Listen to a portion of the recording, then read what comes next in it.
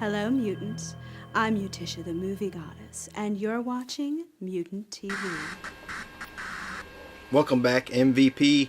Streebo here with you again from where else? Mutantville.com. Says it right there on my shirt beneath Ghost. I am back to give you another wandering, meandering Streebo vlog. It's the purpose of these. They're video blogs. It's just supposed to give you some kind of content to look at, because if I had to sit here and organize it into something proper, it's too much of my time that's just wasted throughout the day. I'm trying to get my work done, move on so I can relax a little bit. It's Easter, the holiday is here. I want to spend some time with my friends and family. So we've been running hard since January. This vlog is going to run all over the place, so be prepared.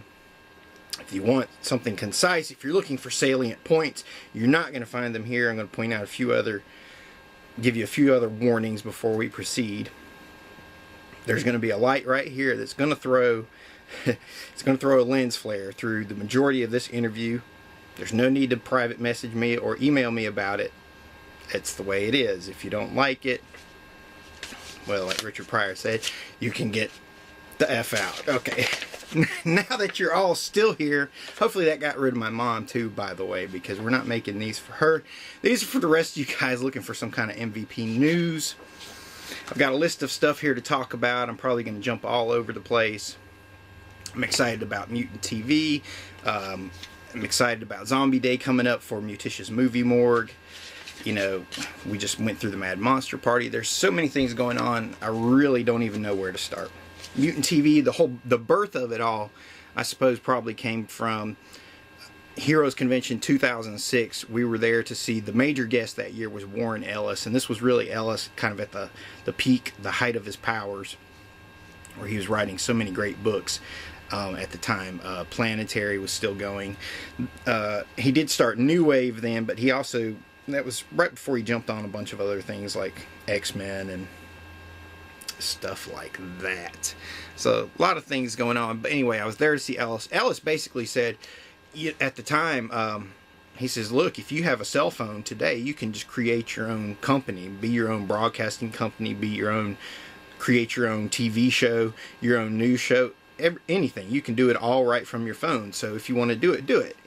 And that was it, summer of 2006. And from there, I started thinking about, well, what do we do with this MVP thing? Well, we were already 2-3 years into MVP and creating the whole Mutantville players persona and theme and the motifs of it all, from the taglines to everything. So we'd already years of building building the brand itself that we could then slot it into these new technologies, and part of those new technologies is social media. So long story short, that's where Mutant TV started. It was that Warren Ellis speech. It was the one that made me start focusing in on thinking, okay, we should start doing something like this, which is what you're seeing now, which is an extension of Mutantville.com, which is part of what we do on Facebook, what we do YouTube, what we do in our movies on DVD, what we do out in the community. It's MVP, so all encompassing. But the name Mutant TV, interestingly enough, the name Mutant TV was given to us by Lou Temple, who was our first interview subject way back at Horror Find 2007. That was very interesting. It was our first year where we were able to interview a lot of people. It was the month, just a couple weeks before Rob Zombie's Halloween was coming out. It was a really hot time, like as in red hot, popular across the board for horror at the time. Really the peak of the 2000s horror wave was in 2007. So Lou Temple, so we're interviewing him, and he's trying to plug our website, which is mutantville.com, which we kind of talked to him about a little bit beforehand, but the interview itself was just free form. We talked to him beforehand about what we were going to do, but then once we started rolling cameras, he just started talking, and it just took off. And it was a great interview for us because I didn't have to do anything. It was easy. Lou just did it all. But he said, you can find it all at Mutant TV. He was struggling to remember the name of Mutantville.com. Well, what is it? Fortune smiles upon the favorite, upon the faithful, whatever. He says Mutant TV. We pick up that ball and run with it. It's like, okay, well, let's call Mutantville the whole YouTube thing. Let's call it all Mutant TV. Even like today, if you go to the website on Mutantville.com, Fridays at MVP, there's a big article about Muticia's movie Morgue, and next week we're shooting Zombie Day. But at the end of it, there's a ton of videos, and we always call it Mutant TV, and it's all kinds of stuff. It's videos from Dead Pit, videos from our guys, our buddies like Rambo Raff, other guys, a lot of different reviewers. There's interviews with major directors, all kinds of stuff. We just call it Mutant TV, so it's part of it. You got to figure out how it all fits together, how it all comes together. You can't just be a filmmaker. You have to put it all out there. I suppose as a kid, I started to think about branding and how to create that and put it out as a package. I mean, I'm not sure exactly what to call it, but just from Stan Lee and Marvel. I mean, growing up, we had those early cartoons, the Spider-Man and His Amazing Friends, or just The Amazing Spider-Man. Or in the 60s, they had the Spider-Man, I think it was just called Spider-Man. That was the name of the show.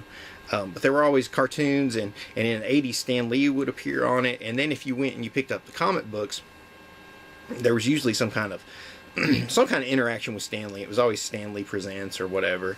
Though at the time, I think in the 80s, the editor-in-chief was Jim Shooter, so he was the one writing all the bulletins and that kind of stuff. But earlier on in the 60s, Stan was still doing it. So it was this way that the promoter combined with the product and kind of presented it all to you. So, you had Stan Lee as the face of Marvel, and you had all these fantastic characters that were co-created or created by fantastic artists like Jack Kirby, Steve Ditko.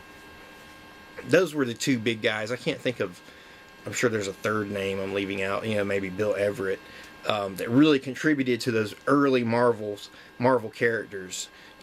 Captain America, well, Joe Simon, if you want to say Captain America, the Human Torch, that's Bill Everett, the Submariner, the Fantastic Four, Spider-Man, Steve Ditko, Jack Kirby did the rest, the Hulk, Thor, the X-Men, the Avengers, Captain America, Iron Man. Steve Ditko did Doctor Strange. All great stuff. But anyway, wow. This is a vlog. They go everywhere. It was a product and the promoter with Stan Lee combined together. And also you had the Marvel, the House of Marvel, the Merry Mutants, all that stuff.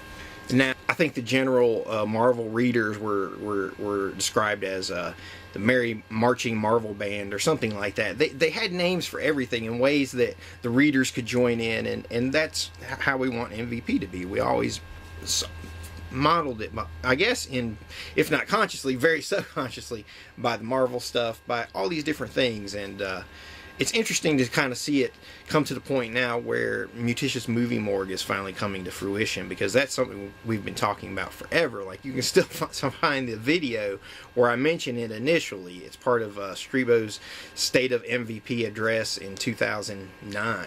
Yeah, 2009, where we first mentioned Muticia out publicly.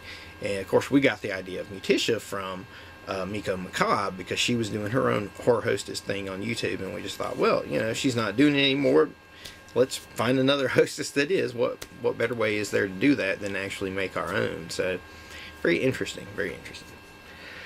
There are so many things that have happened since the last time we talked to you. I mean, we had the Mad Monster Party. There's my weekend pass, which technically I was supposed to get an RIP pass, but I was never able to pick it up.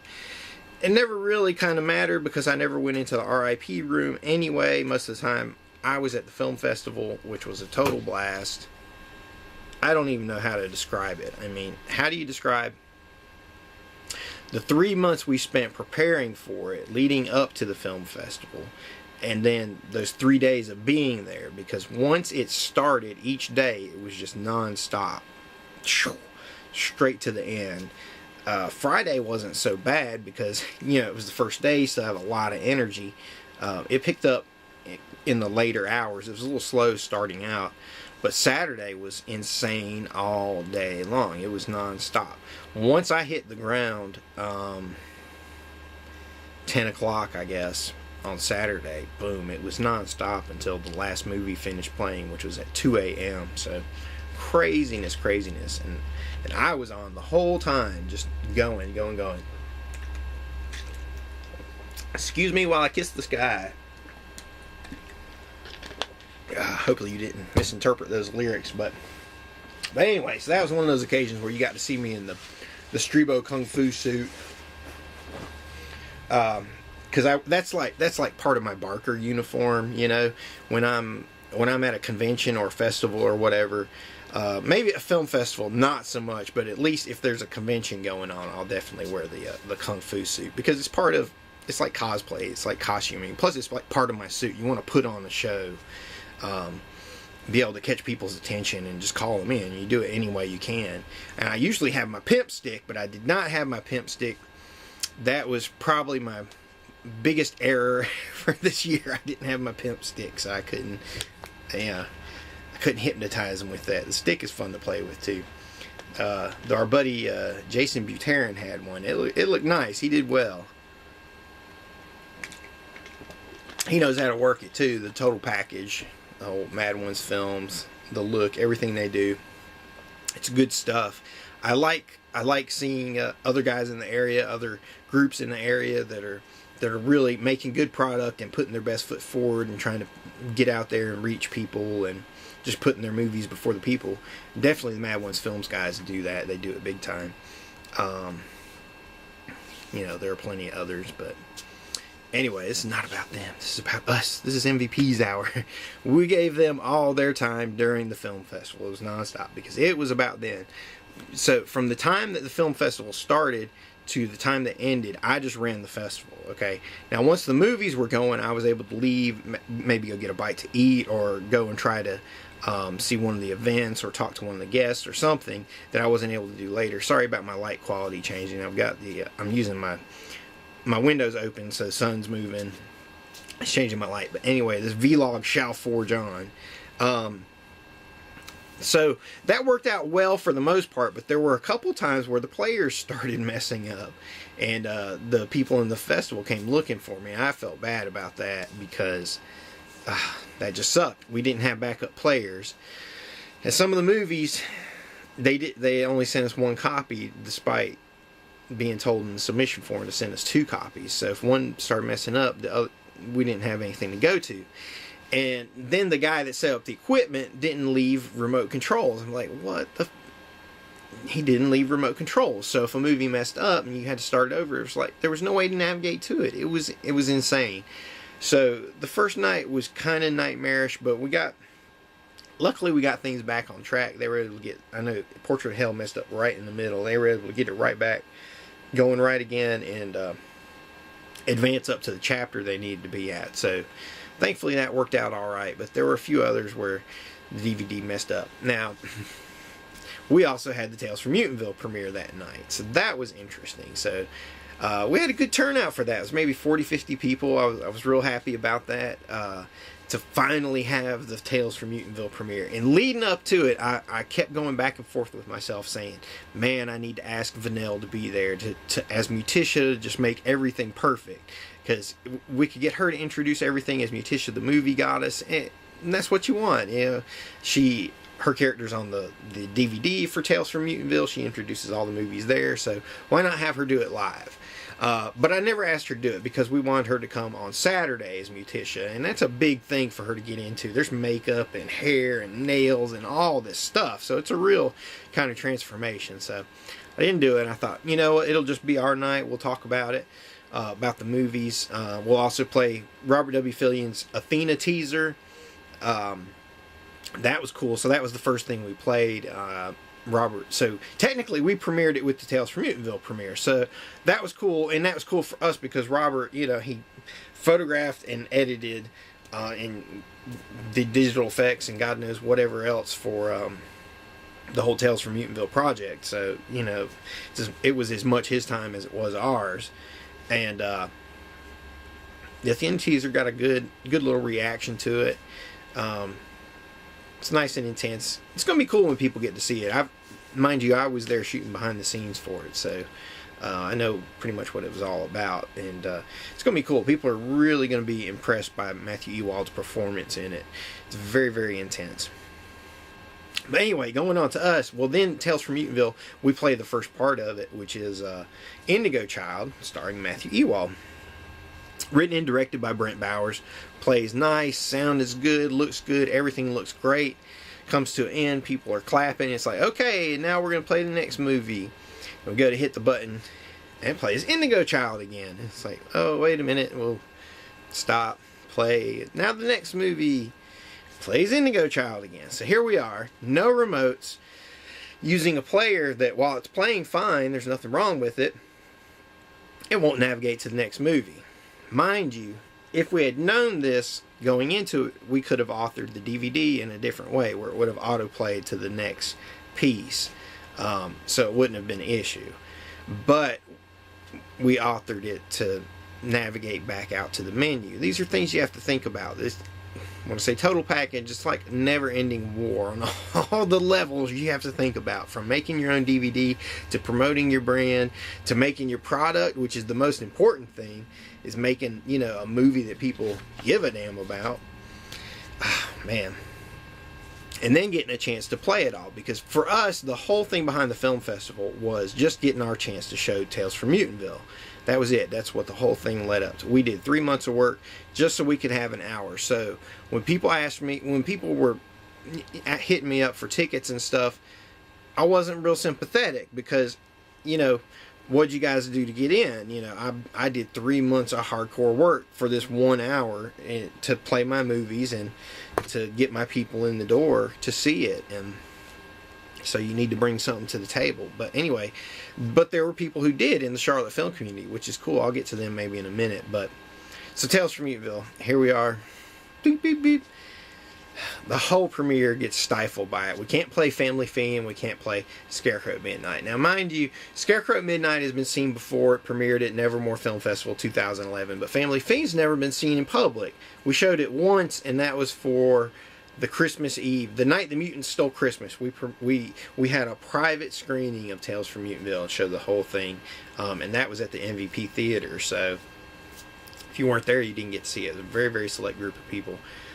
So this was Family Fiend's first chance to play for public, just like it was with Indigo Child. Indigo Child, which, mind you, got a huge reaction. But so I felt really bad for Geo because Family Fiend couldn't play, and I was bummed out too because I wanted to show Scarecrow at Midnight to people, especially, you know, some of the filmmakers that were there that were interested in seeing some of my work, as we were excluded from the film festival. None of our work was in it. So yeah. It was a bummer. J.C. Buterin saved the day for me because he came by and he had a darn flask and he said something about booze or whatever, and I said, hey, do you mind if I hit that? And I took a couple snorts of booze, and that was my first alcoholic drink of the day, so it was 8 o'clock, whatever. So I was trying to make sure, you know, the film festival was run properly, but that helped warm my insides and it calmed me down just a little bit because that was a really, really stressful moment. But we made it through. I had to go right back to the film festival and keep soldiering on because the last movie played at midnight and didn't end until 2 a.m. So going and going and going. Anyway, every day of the festival was like that. It was some kind of insane story, something that had to be dealt with here or there. Saturday we had Muticia there. That was when I was wearing my kung fu suit, so I was in total pimpdom mode that day, which meant going from the film festival and running back to our table and like talking to people at the table about Mutantville or whatever. I was actually lucky that I caught B Jr. when he was there, and he came around with his camera and I saw him, and you can see the whole thing live on his video over there, wherever it is. But and I go, uh-oh, look, and because I was the only one that saw him coming, and I knew what it was. I knew the camera was rolling, so it's just boom, you're on, and you just go and just whatever, you just put on a show because you know the camera's rolling. So that's cool. So you can actually see that over there with B Jr. And then he asked me to talk about Mutantville on video in front of my booth. So boom, I just shot down the whole here's mutantville.com spiel, and you got to understand, part of those, it's part of a it's kind of a performance. It's like being a barker, talking people in the door, you know, see the freak show. You got to think about it on so many different levels. So It's cool. Good times. Good times. I'm glad that I was there at that particular moment because, mind you, I was running back and forth with the film festival all weekend. Not to mention getting the filmmakers in the door because they had to go through the whole festival. They had to go through the convention line just to get in, and they're having to give their name and stuff, and I was having to run down and get them. Oh man, it was a lot of work, but good times. Good times. Hopefully more people will come next year. I really enjoyed meeting the filmmakers. I thought it was awesome. We had a combination of filmmakers from the Carolinas and all across the country. I thought the Carolina films were really well represented. I thought the cross-country films had some real strong entries. I thought all the winners, I agreed with them all, and that's why we chose them as the film committee. I went to Best Sci-Fi, Desdemona 6. Best Fantasy was The Promised Jar. Best Horror was Patrick Ray's Nailbiter, and Best in Show was Scott Goldberg's Mr. Mullen, his controversial political thriller, as I like to say, and we wanted to show, Scott, he deserves some props for putting that movie together, and it is a horror film, and it is also very imbued with strong political subtext, like something George Romero would be proud of, man. So that's awesome. Scott, if you see this, I'm a fan too, so keep it up. I'm looking forward to his next work. Everybody check it out. I think his website is called 3themovie.com, and that's the title of it is 3. And it's got Laurie Cardill and John Amplis from Day of the Dead and Martin. So awesomeness. I'm really looking forward to it. Oh, I lost my train of thought. And Viewer's Choice, Psychic Brass. Okay, now the thing with that, let me tell you something about people who took advantage of the film festival. I had some filmmakers were not happy that we didn't have schedules posted around, but it was like this. We had full schedules online at our website, mutantville.com. All you had to do was hit the front page, and it was the first post there, and everything you need to know about the con was right there, and it's accessible by any type of mobile phone with internet access. I mean, so the future is now. So that's all you had to do. We made sure you had all that. The film festival schedule itself was on, not only the mutantville.com website, but also the Mad Monster Party website for 2 weeks leading into the show. So people knew when things were playing, unless they just walked in the door and they were looking for a handout. But then if they came to the room, we told them what was going on. If they talked to me and they said, what's playing? I said, well, here's what's next. Here's what's after that. We got we got Zombie Fest coming up next. Then we're going to play all the winners starting at 2 p.m. Stick around for this. You don't want to miss Best Horror. So as each screening started, I made an announcement in the vendor's room on the microphone. That was me with the microphone. Attention, Mad Monster Party fans. That was a lot of fun because it was putting the bass in my voice, and I don't have a good radio voice, but it made it sound like I did then. And then I did a 4-corner shout out. Okay, now this is something you can only get by going to Ren fairs and stuff like that. With me, it's SCA or different stuff. I don't want to give away all my old geek secrets, but anyway, you go to the 4 corners and you shout it out. Hear ye! In 5 minutes in the film festival room, we're playing blah blah blah, featuring da da da. And you do it all 4 corners. And you walk people in the door. I did that for everybody. So we tried to fill every screening, every single screening. We tried to fill them. If they didn't get filled, it is what it is.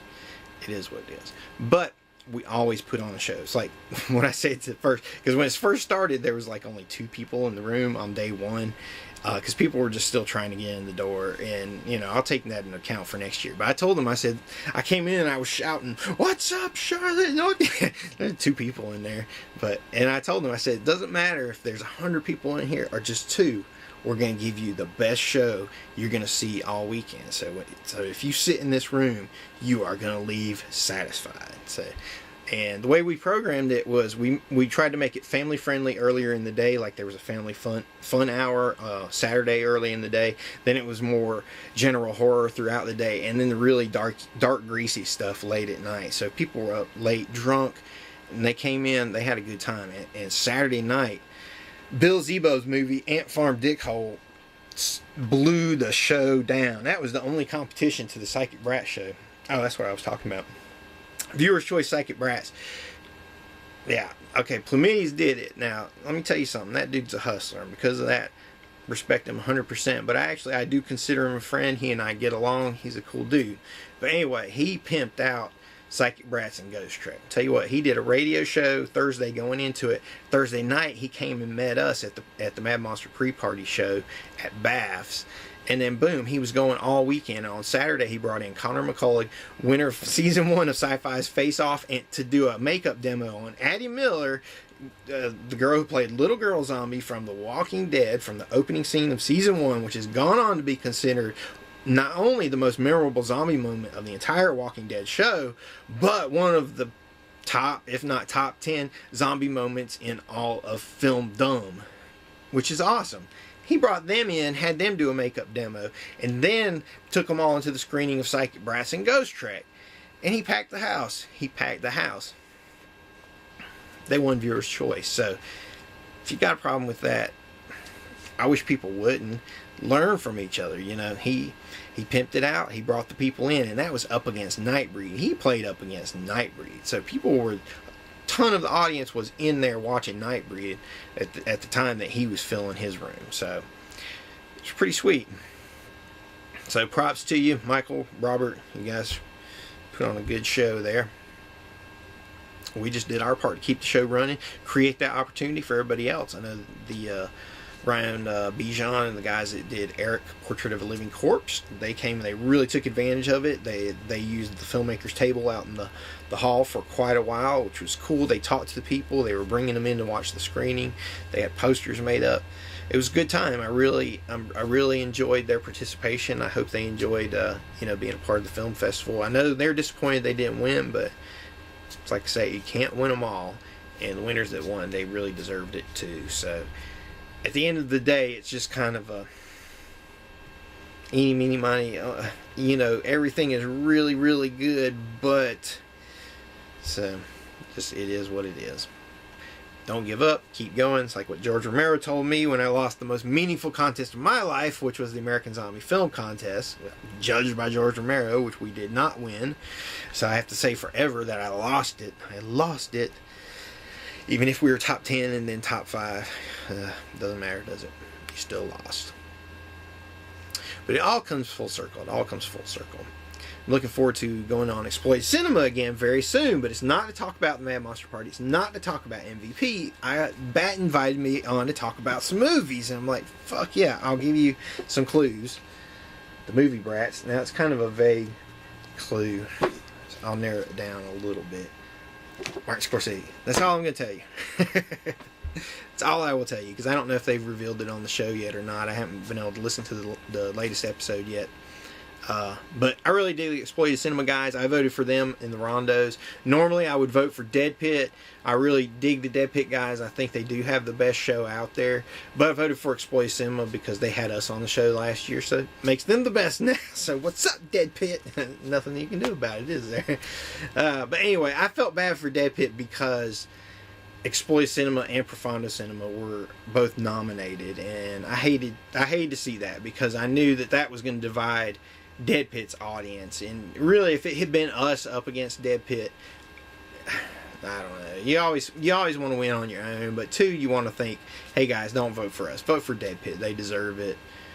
But anyway, look for me to be on a new episode of Exploited Cinema soon. I'm studying up right now, watching a couple movies that I'm going to get to talk about, some real interesting films, and it's gonna be cool. Get to just talk about it as a fan, as a filmmaker. No MVP, but plenty of Strebo if you like that kind of thing.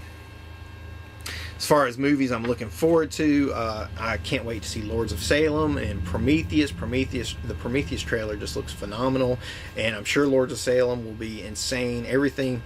Every movie Zombie makes, I really dig. Probably my favorite is House of a Thousand Corpses. I mean, I can go back to the first one. It was just so primal and raw. It really is like a nightmare thrown out onto the canvas of the screen. So, good stuff. Speaking of other movies I'm looking forward to, The House at the Edge of Hell, which is my own script, which I'm still writing, mind you. But I have a lot of people asking me about it. Actors and people wanting to be involved behind the scenes. They just like the name. They just like the title, House of the Edge of Hell. So it just goes to show you that's all it takes is if you have a good title and you can run with it, then you can get other people involved. Like Sean Cunningham with Friday the 13th. He said, I got a killer title, Friday the 13th, and gonna do something with it. But anyway, what time is it? It's after 3 o'clock. I've missed the start of my social network marketing webinar, so I'm going to have to cut this short and jump off so I can jump on there. And I'm going to do some studying up on some more social network marketing because Facebook has been making changes. You know, a lot of things have been changing. These guys will give me some tips. So it's a never-ending game. Thank you all. I enjoyed seeing you at the Mad Monster Party, the Mad Monster Party Film Festival. If you're a filmmaker, send me something for next year. I hope you come back for next year. Mad Monster Party will be back in 2013. I have it confirmed. The date's already up. Go check out the website. And MVP will be running the film festival, so we want to see you there. It's going to be an awesome time again. And in 1 week, April 15th, Sunday, April 15th, come to Albemarle. Join us for Zombie Day on the set of Muticia's movie Morgue. It doesn't get any better than that. Strebo, MVP. You're watching Mutant TV.